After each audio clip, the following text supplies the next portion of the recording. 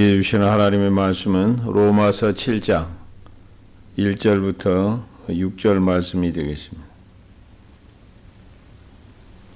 로마서 7장 1절부터 6절 말씀입니다. 하나님의 말씀을 봉독합니다.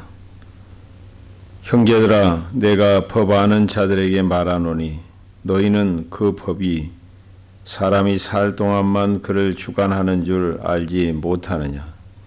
남편이 있는 여인이 그 남편 생전에는 법으로 그에게 매인 바 되나 만일 그 남편이 죽으면 남편의 법에서 벗어나느니라.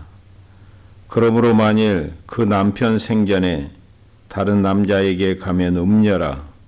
그러나 만일 남편이 죽으면 그 법에서 자유롭게 되나니 다른 남자에게 갈지라도 음녀가 되지 아니하느니라. 그러므로 내 형제들아, 너희도 그리스도의 몸으로 말미암아 율법에 대하여 죽임을 당하였으니 이는 다르니 곧 죽은 자 가운데서 살아나신 이에게 가서 우리가 하나님을 위하여 열매를 맺게 하려 함이라. 우리가 육신에 있을 때에는 율법으로 말미암는 죄의 정욕이 우리 지체 중에 역사하여 우리로 사망을 위하여 열매를 맺게 하였더니 이제는 우리가 얽매였던 것에 대하여 죽었으므로 율법에서 벗어났으니 이러므로 우리가 영의 새로운 것으로 섬길 것이요 율법 조문에 묵은 것으로 아니할지니라. 아멘. 이 로마서의 말씀은 어느 것 하나 중요하지 않는 것이 없습니다. 특별히 로마서 이 8장, 로마서 8장 한 장만 있으면 우리가 구원받는데 전혀 지장이 없다. 그 로마서 8장이 있기 전에 이 7장이 그래서 굉장히 중요합니다. 특별히 이 지금 로마서, 이 로마에 있는 교회에 편지를 보낸 것이 바로 로마서입니다. 그런데 거기에 구성원을 보게 되면, 교회 구성원을 보게 되면 사실 이방인들이죠. 이방인들을 대상으로 편지를 갖다 씁니다. 그런데 로마 교회에 그 구성원 중에 유대인들이 많이 있었어요. 그 디아스포라, 흩어진 유대인들이 예수를 갖다 믿고서 이 교회 안에 이렇게 들어와 있었다. 그러니까 이방인이라고 했을 때 전혀 유대인과 상관없는 그런 이방인이 아니라 전 세계로 흩어졌던 그와 같은 유대인 중에서 예수 믿는 사람들이 지금 이 로마 교회에 그와 같은 교인으로 많은 사람이 지금 신앙생활을 하고 있습니다. 자, 그들을 대상으로 지금 편지를 쓰기 때문에 철저하게 이 유대인들은 이 율법적이에요. 어려서부터 율법의 교육을 잘 이렇게 철저하게 훈련을 받습니다.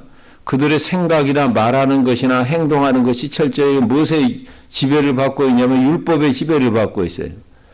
또 이 로마 사람들을 갖다 보게 되면 로마는 뭐를 자랑하냐, 힘만 자랑하는 것이 아니라 로마 하면 법이에요. 그래서 이 사람들은 이 법을 잘 지키면 의인이고 그렇지 않으면 죄인이고 법에 따라서 죽이기도 하고 죽기도 하고 살기도 하는 그런 이 사람들이 로마 사람들이에요. 그래서 오늘 바울이 그와 같은 법적인 관계에서 지금 이와 같이 이 믿음을 갖다 이렇게 설명을 하고 있습니다. 또 그들의 이 문화 속에서 잘 알고 있는 그와 같은 문화적인 배경 속에서 오늘 이 신앙, 이 믿음을 설명을 하고 있어요. 우리가 그것을 잘 이해를 하면서 이 말씀을 우리가 상고를 해야 합니다. 그래서 이 사람들은 철저하게 이 합리적이에요. 법적이죠. 지성적이에요. 그리고 굉장히 의지적이죠. 그런데 우리 한국 사람들은 굉장히 감정적이에요. 어떤 지성과 또 의지와 합리적인 것보다는 감정이 이렇게 앞설 때가 참 많이 있습니다.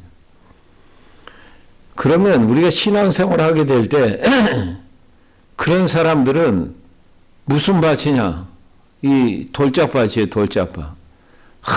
그래서 은혜도 기가 막히게 막 잘 받죠.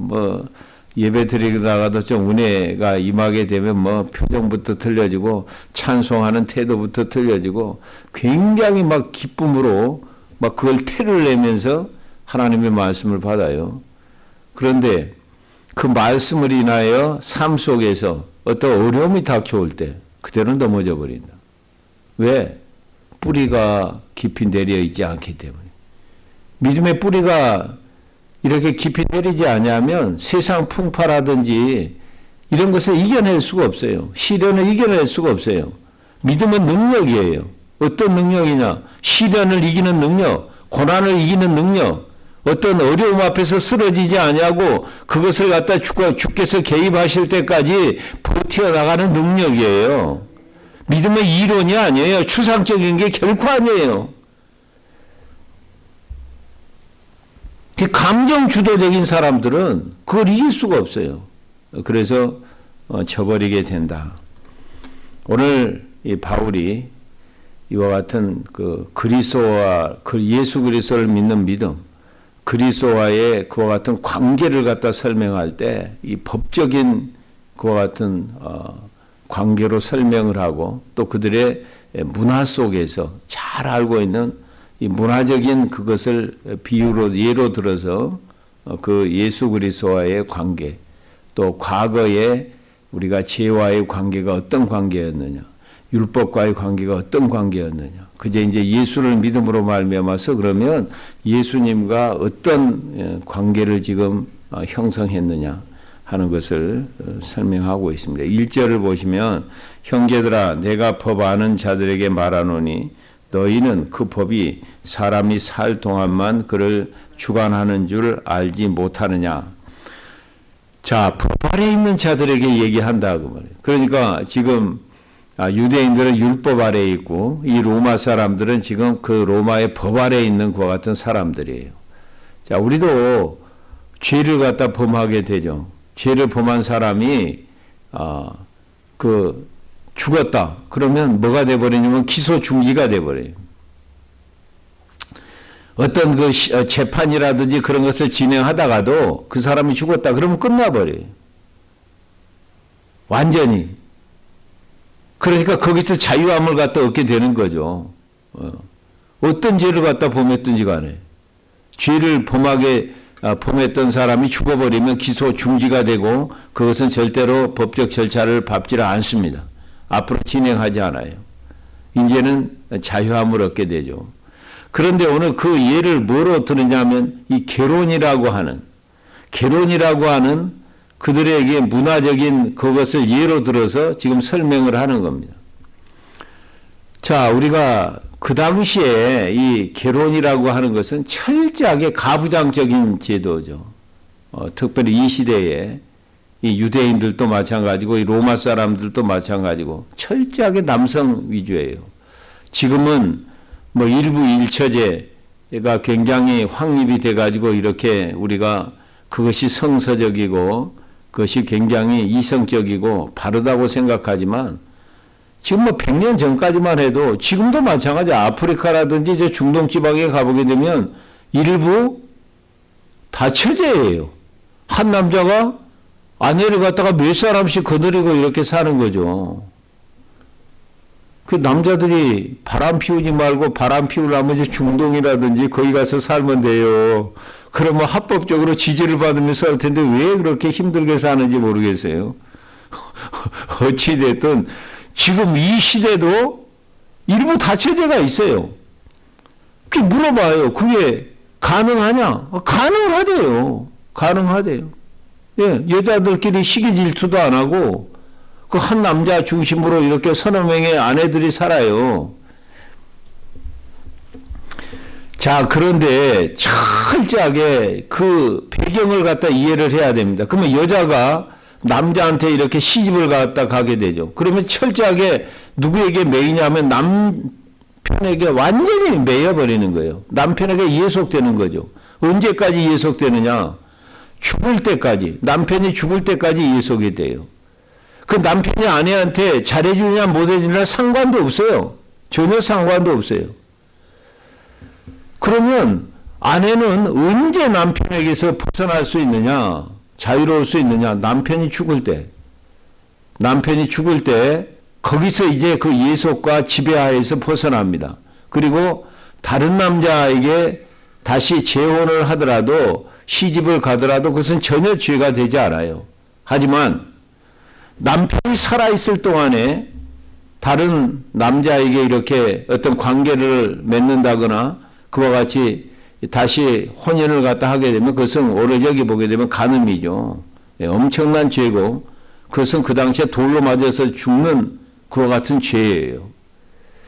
그러면 이런 경우도 있어요. 아니 남편이 멀리 갔는데 아직 돌아오질 않아요. 죽었는지 살았는지도 몰라요. 그러면 죽었는지 살았는지도 모르고 언제 올지도 모르니까 다른 남자한테 다시 시집 가면 되겠다. 아니죠. 간음이에요. 지금 모를지라도 남편이 죽었는지 살았는지 모를지라도 다른 남자에게 지금 시집 가면 안 된다. 그것은 간음이다. 그래서 남편이 죽었다는 소식이 확증될 때까지는 바로 거기에 매여 있는 거죠. 바로 전 남편에게, 현재 남편에게 이렇게 매여 있다. 그러니 자, 이런 문화적인 배경을 갖다가 철저하게 잘 이해하고 이 말씀을 갖다 읽을 줄 알아야 돼요. 우리가 성경을 갖다 읽을 때. 그래서 혼인 그와 같은 결혼을 지금 예로 들어서 그와 같이 율법과 은혜와의 관계를 지금 바울이 설명을 하고 있는 겁니다. 굉장히 천재적인 거죠. 이런 예는. 그래서 이제는 우리가 율법 아래에 있지 않냐고 은혜 아래에 있다고 그랬잖아요. 은혜 아래에 있다. 그러면 그 은혜로 안에 있는 것으로 인해서 우리가 방종할 수 있느냐? 그럴 수 없다. 자, 죄가 넘치는 것에 은혜가 넘쳤다. 그러면 은혜가 넘치도록 하기 위해서 죄를 갖다가 더 지어도 되겠네? 결코 그럴 수가 없느니라. 우리가 이 문제를 여러분들이 잘 풀어야 됩니다. 왜냐하면 너무나도 우리 신앙생활에서 실제적인 문제예요. 분본 초초마다 우리가 지금 닥치고 경험하고 있는 문제인데 사람들이 그걸 갖다 의식을 하지 못하고 살아가고 있을 뿐이에요. 지금 그 관계 속에서 있다. 그래서 은혜 아래에 있게 된다고 하는 것은 뭐냐 하면 그러면 율법이 완전히 없어져 버린 거냐? 율법은 무시하고 살아도 되느냐? 그렇지 않죠. 은혜 아래에 있으면 율법을 더 잘 지키게 돼요. 이게 무슨 신소리야? 율법의 메인바에서 벗어나가지고 지금 은혜 아래 이렇게 붙들린 바 되는데 은혜 아래에서 관계 속에서 살게 되는데 율법을 더 잘 지키다니 벗어났는데 왜 더 잘 지켜요? 그래서 이 은혜는요, 이 율법과의 관계도 새로운 관계가 새로운 관점이 돼버려요. 율법을 이제 은혜 아래에 있게 되면 율법은 어떻게 바뀌느냐?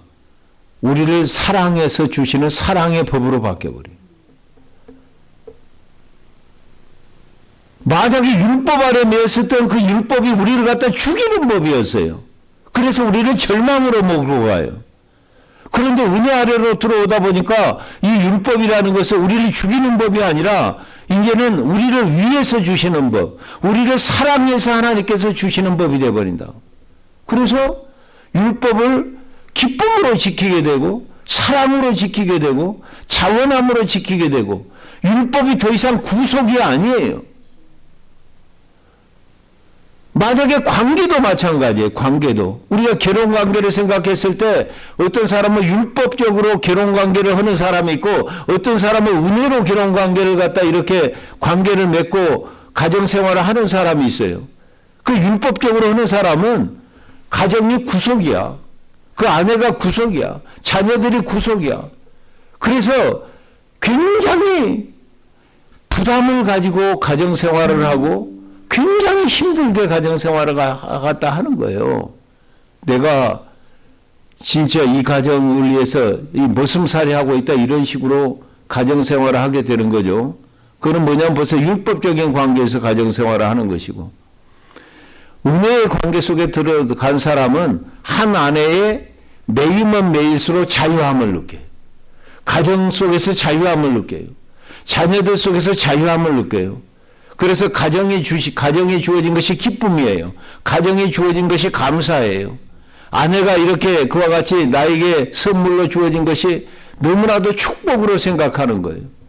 그래서 그 관계 속에서 훨씬 더 자유함을 느끼고 감사함을 느끼고 평안을 느끼고 그 영역이 자꾸 이렇게 넓혀져 간다.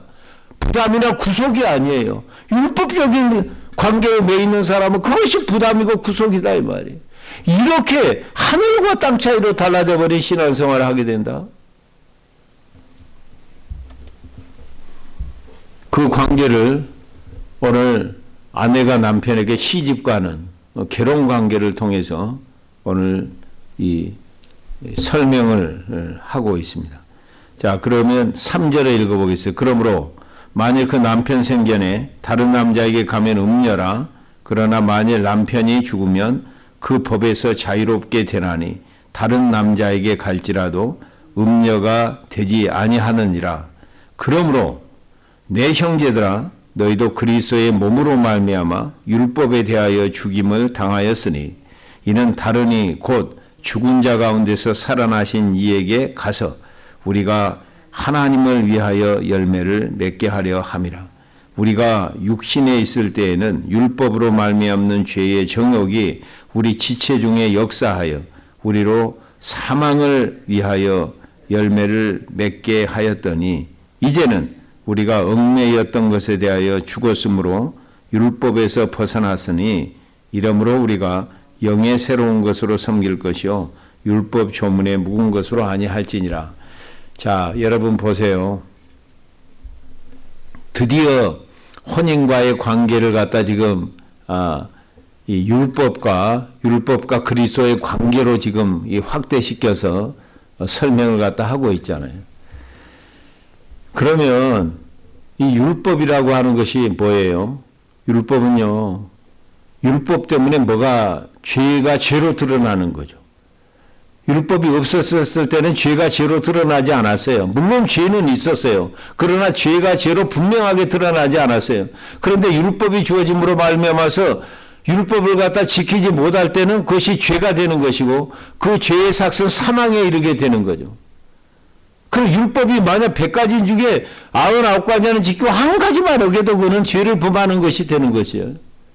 한 가지를 갖다가 지키고 99가지를 어긴 것이나 99가지를 지키고 한 가지를 어기는 것이나 다 똑같은 거예요. 그는 똑같이 죄를 갖다 범하는 것이 되고 그의 대가는 뭐냐면 사망이라는 대가를 갖다 이렇게 지불해야 된다. 그 율법은 파워가 있다고 그랬잖아요. 엄청난 힘이 있다고 그랬어요.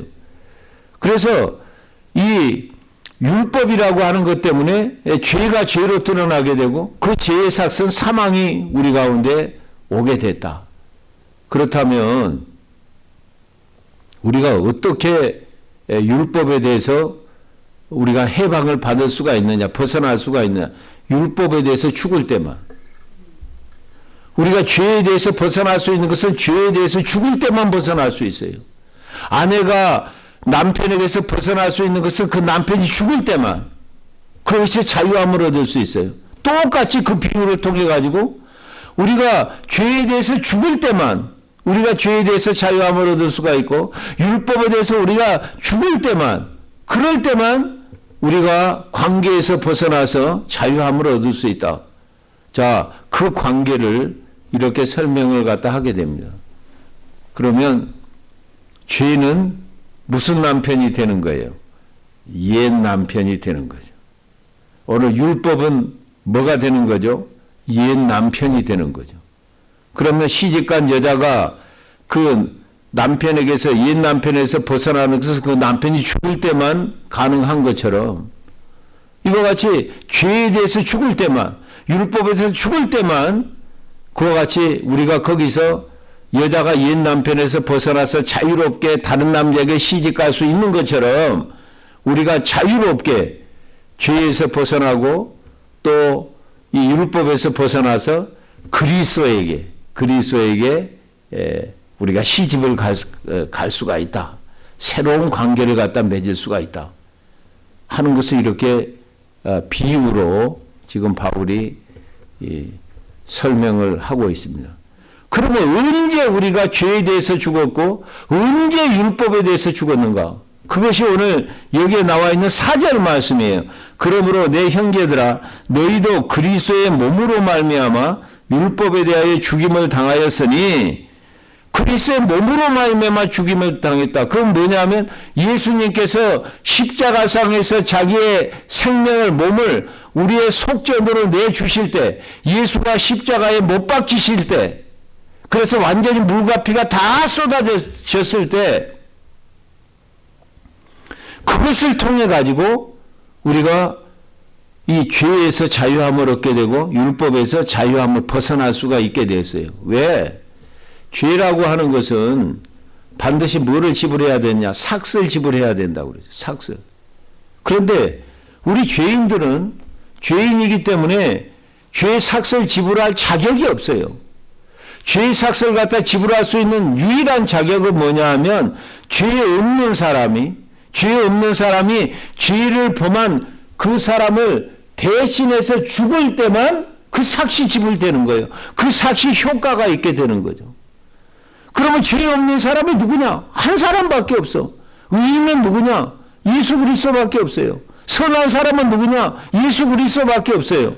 율법을 다 지킨 사람은 누구냐? 예수 그리스도밖에 없어요. 어떤 인간도 율법을 다 지키지 못했어요. 그런데 예수님은 육신을 쓰고 오셔가지고 율법을 다 지키셨어요. 그것은 뭐냐 하면 죄가 없는 사람으로 의인으로 죄가 없는 사람으로 입증된 사람이 뭐냐면 예수 그리스도다.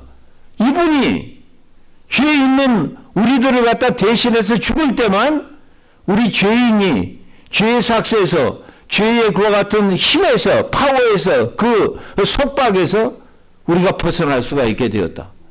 이 놀라운 일을 갖다가 예수님이 십자가의 죽으심으로 이렇게 하게 됐다고 하는 것입니다. 이제는 율법이 우리를 주관할 수가 없어요. 죄가 우리를 주관할 수가 없어요. 왜? 예수님께서 그 삭스를 다 지불해서 죽어버렸기 때문에 죄에 대해서 죽어버렸기 때문에 이제는 율법을 다 지킨 자로 그렇게 돼버렸기 때문에 예수님께서 율법을 다 지키신 것을 우리가 지킨 것으로 전가를 시켜버렸기 때문에 우리는 죄에서도 자유함을 율법을 지키지 못한 그 죄에서도 자유함을 얻고 율법을 지키지 못한 바로 그와 같은 율법과의 관계에서도 이제 예수님께서 지키신 것을 우리 것으로 우리가 다 지킨 것으로 해 주셨기 때문에 우리는 거기서 자유함을 얻게 되었다.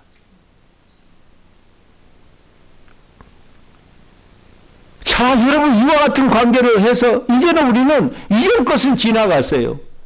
죄와 완전히 관계가 끊어진 자가 돼. 죄에서 자유한 자가 되었어요. 그런데 어떻게 죄 가운데 다시 들어가겠어요? 우리가 율법과의 관계에서 이제 자유자가 되었어요. 그런데 어떻게 율법의 지배 아래서 속박 아래서 우리가 살 수 있겠어요? 자유함을 얻었으니까 예수님과 이렇게 이제 예수님께 시집 가가지고 예수님을 우리 신랑으로 모시고 새 신랑으로 모시고 새 남편으로 모시고 이제 거기에만 집중해야 되지 않겠어요?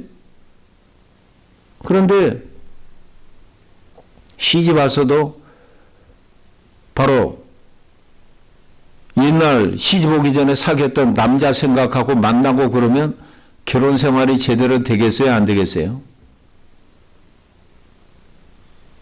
어제 보니까 요즘은 신혼여행 가가지고도 싸우고 돌아와서 이혼한대요. 왜 이혼을 하느냐?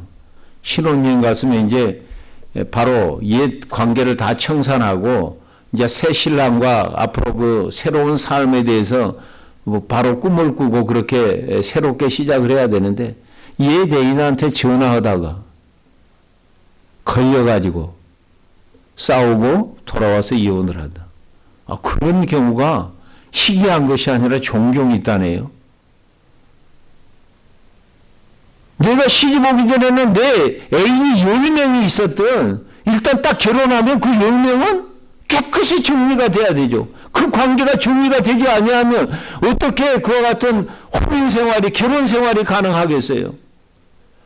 오늘 그렇게 사는, 그렇게 믿는 그리스도인들이 얼마나 많냐 이 말이에요. 지금 그 얘기를 갖다 하고 있는 거죠. 왜?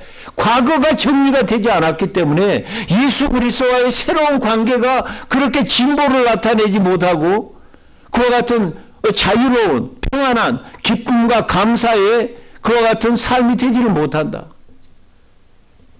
그 관계를 갖다 누리는 삶이 되지를 못한다. 다시 과거에 얽매여가지고 거기에 붙들려서. 그래서 이스라엘 백성들이 애굽에서 이렇게 출애굽을 하게 됩니다. 광야를 지나서 가나안 땅에 들어가야 돼요. 자, 무슨 나왔어요? 몸은 나왔잖아요. 분명히 애굽에서 나왔어요. 뭐가 나오지를 못했냐? 이 마음이 나오지를 못해. 그 조금 광야 생활이 힘들면 그 지금 새로운 관계 속에 들어갔어요. 하나님을 갖다 이제 이렇게 신랑으로 모시고 하나님의 말씀을 따라서 이렇게 이제 살아가는 그런 삶을 살아야 되는데 조금만 힘들면 애굽으로 또 마음이 애굽으로 끌리는 거예요. 그쪽으로 끌려가지고 차라리 애굽의 삶이 좋았지, 옛날 삶이 좋았지, 이렇게 된단 말이죠. 그래서 여기서 완전히 애굽에서 죽고 자유를 갖다 얻은 여호수아와 갈렙, 이 두 사람만 가나안 땅에 들어가는 거예요. 나머지 59만 9,998명은 이 과거 옛사람, 옛 남편에게 발목이 잡혀가지고, 옛 애굽의 발목이 잡혀가지고 광야에서 죽었어요. 가나안 땅에 못 들어갔어요. 오늘 또 그와 같은 옛 남편에게 죄에 붙들려 가지고 아직도 벗어나지 못하고, 또 율법에, 옛 남편이 율법에 벗어나지 못하고 신앙의 진보를 나타내지 못하고 정말 속박과 구속과, 그래서 조금만 예를 들어서 어려움이 당하면 오메 내가 이번 주 주일 한번 빠져가지고 이렇게 나한테 어려움이 온다. 그것은 지금 은혜 아래에 있는 사람이에요? 율법 아래에 있는 사람이에요? 예? 은혜 아래에 있는 사람이에요? 율법 아래에 있는 사람이에요? 내가 조금 어떻게 가정에 어려움이 닥치면 내가 이번 달 11조를 떼먹어가지고 어떻게 하나님이 쫓기깨처럼 하시고 이렇게 어려움을 주시라. 지금 은혜 아래에 있는 사람이에요? 율법 아래에 있는 사람이에요? 이건 뭐냐 하면 전부가 다 지금 율법 아래에 있는 사람이에요. 율법에서 벗어나지 못한 사람들이에요. 과거 남편에게 지금 매여가지고 거기서 꼼짝달싹 못하는 사람이에요. 여러분, 이제 우리에게 어떤 어려움이 있고 만약 그 어떤 힘든 일이 우리 고난이 생기고 그것은 이제는 은혜 아래에 지금 붙들린 사람은 하나님께서 우리를 사랑해서 주신 거예요. 사랑. 어떤 고난과 어떤 시련이라도 율법적인 관계가 완전히 틀린 것이에요. 우리를 위해서 주신 것이에요. 우리를 미워서 우리를 갖다 이거 완전히 처벌하고 고통을 주기 위해서 주신 것이 아니에요. 우리를 저주하기 위해서 주신 것이 아니에요. 우리를 사랑해서 주신 거예요. 사랑의 고난이요, 사랑의 징계요, 사랑의 시련이다 이 말이에요. 아니 그래가지고는 그러면 또 먼저 믿는 사람들이 어려움을 당하는 인자 신앙이 어려운 사람을 해석을 율법적으로 해석을 해줘 버리는 거예요. 이거는 너무나도 잘못된 길로 인도하는 거잖아요. 자유로운 길로, 평강의 길로, 의의 길로, 생명의 길로, 은혜의 길로 인도해야 될 사람을 그런 식으로 얽어맨다 이 말이에요. 그럼 마귀가 하는 짓이다 이 말이에요. 마귀들은 다 막 두려움을 줘가지고 사랑에는 두려움이 없어요. 은혜 안에는 두려움이 없어요. 여러분 잘 아시기 바랍니다. 두려움은 마귀가 주는 거예요. 어떻게 애기운이 끼었으니까 액땜해야 돼. 예수 믿는 사람이 그런 식으로 예수를 갖다 믿네. 사단아! 물어봐! 완전히 쫓아버리고 우리를 옛 남편이 꼬드기고 죄가 꼬드기고 율법이 꼬드길 때 우리는 그런 것을 사단아 물러가라. 나는 예수 그리스도의 신부다. 나는 죄에 대해서 자유로운 사람이고 율법에서 자유로운 사람이야. 너희들이 아무리 위협하고 아무리 해봐도 나한테는 먹히지 않아. 이렇게 물리쳐야 돼요. 그렇게 신앙생활을 해요. 얼마나 중요한 이와 같은 말씀입니까? 그래서 이제는 은혜 가운데로 들어왔기 때문에 율법이라는 것도 이제는 완전히 다른 관점에서 보이는 거죠. 아, 이거는 우리를 구속하기 위해서 이게 지키나 안 지키나 보자 해가지고 안 지키면 이 벌 받고 또 우리를 갖다 우리를 죽이고 우리를 심판하기 위해서 우리를 저주하기 위해서 주어진 그와 같은 법이 아니라 우리를 사랑해서 주신 법이구나. 사랑해서 주신 말씀이구나. 우리를 위해서 주신 말씀이구나. 그러니 얼마나 여러분 그 말씀을 갖다 기쁨으로 잘 지키지 않겠습니까? 우리가 자녀 있을 때는 어머님이 부모님이 하는 말씀이 어렸을 때는 무슨 소리? 잔소리예요. 또 잔소리 하네. 그 말이 너무 듣기 싫어갖고 내가 얼른 빨리 부모 품에서 벗어나야지. 그거는 무슨 관계예요? 율법적인 관계예요. 그런데 나중에 은혜를 깨닫고 보니까 나중에 부모의 그 희생과 은혜를 깨닫고 보니까 그렇게 잔소리처럼 들렸던 말씀이 다 나를 위해서 했던 말씀, 나를 사랑해서 주었던 말씀이에요. 내가 왜 그렇게 어리석었던가? 왜 그렇게 그것을 깨닫지 못했던가? 깨닫고 보니까 은혜 아닌 것이었고 사랑 아닌 것이었고 나를 위해서 그렇게 하셨던 건데 내가 왜 그렇게 반항하고 왜 그렇게 부모에게 대들고 왜 부모의 품을 그렇게 벗어나려고 했던가? 왜 내가 방황했던가? 자, 은혜를 깨닫는 것하고 은혜 아래에 있는 것하고 율법 아래에 있는 것하고 이렇게 엄청난 차이가 있다고 하는 것입니다. 이제는 율법의 지배 아래서 죄의 지배 아래서 우리가 벗어나서 예수 그리스도의 십자가의 죽으심과 부활로 말미암아서 이제 은혜에 매이게 되었습니다. 은혜의 지배를 받게 되었습니다. 은혜의 인도를 받게 되었습니다. 그러므로 우리 생각하는 것도 은혜롭게, 말하는 것도 은혜의 관점에서, 우리가 행동하는 것도 은혜의 관점에서 우리가 보게 되면 허물이 허물로 보이지 않아요.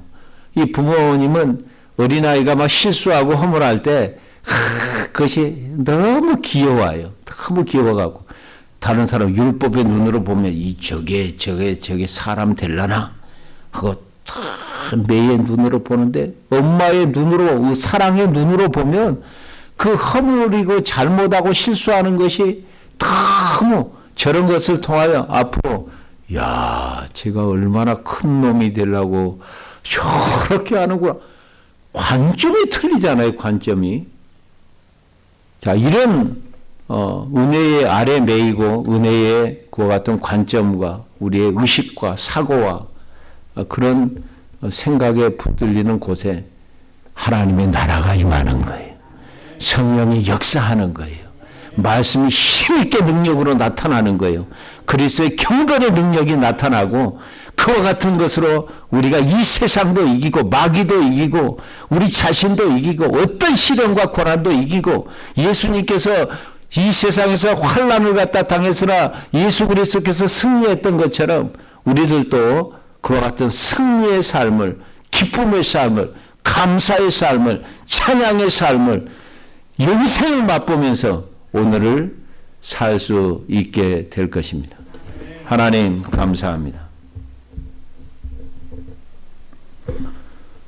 주님께서 오늘 또 저희들에게 새날을 허락하여 주시고 하루를 시작하기 전에 우리 하나님을 높이며 찬양함으로 하루를 시작할 수 있도록 은혜 내려주셨사오니 진심으로 감사를 드립니다. 오늘 로마서 7장 결혼의 그와 같은 탁월한 비유를 통하여 우리가 이전에는 죄 아래에 매여 있었고 팔렸고 율법 아래 우리가 붙들려 있었사오나 우리 주님께서 십자가에서 죽으심으로 말미암아서 이제는 우리로 하여금 죄에 대해서 죽고 율법에 대해서 죽고 예수 그리스도 안에서 다시 살리심을 받도록 은혜를 갖다 베풀어 주셨사오니 진심으로 감사를 드립니다. 이제는 옛 남편이 죄에서 자유함을 얻었사오니, 옛 남편이 율법에서 자유함을 얻었사오니, 이제는 새로운 신랑 예수 그리스도와 함께 새로운 삶을 살 수 있게 하여 주시고, 은혜의 삶을 살 수 있도록 은혜 내려 주시고, 우리에게 주어진 모든 것이 하나님께서 사랑해서 우리를 위해서 주신 것임을 깨닫고 감사와 찬양이 넘치는 매일매일의 삶이 될 수 있도록 은혜 내려 주시옵소서. 우리 생각도 은혜로 젖어들게 하시고, 우리의 말도 은혜로운 말을 할 수 있게 하시고, 우리의 행동과 삶도 은혜로운 삶이 되게 하여 주시고, 다른 사람이 실수하고 잘못했다 할지라도 은혜의 그와 같은 눈으로 볼 수 있게 하시고, 은혜로운 마음으로 잘 받아들일 수 있게 하시고, 이해할 수 있게 하시고, 포용할 수 있게 하여 주셔서 그와 같은 관계가 더욱더 더 친밀해지게 하시고 깊어지게 하시고, 우리 속에, 우리 교회 안에, 우리 가정 안에, 우리 관계 속에 하나님의 나라가 임하게 하여 주시옵소서. 예수님의 이름으로 기도하옵나이다. 아멘.